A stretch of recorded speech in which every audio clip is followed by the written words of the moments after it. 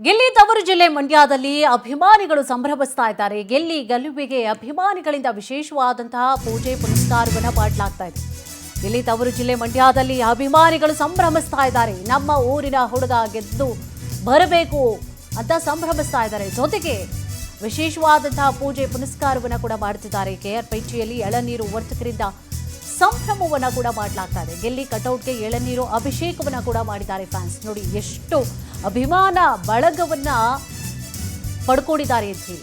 Big ಬಾಸ್ಗೆ ಹೋದಂತಹ ನಂತರವಾಗಿ ಒಬ್ಬ ಹಾಸ್ಯ ನಟನಾಗಿ ಇದ್ದಂತಹ ವ್ಯಕ್ತಿ ತನ್ನ ವ್ಯಕ್ತಿತ್ವದ ಮೂಲಕವಾಗಿ ಬಿಗ್ ಬಾಸ್ ಮನೆ ಒಳಗಡೆ ಹೋಗಿ ತನ್ನ ವ್ಯಕ್ತಿತ್ವದ ಮೂಲಕವಾಗಿ ಇಡೀ ಕರ್ನಾಟಕದ ಮನಸ್ಸನ್ನ ಗೆದ್ದಿದ್ದಾರೆ.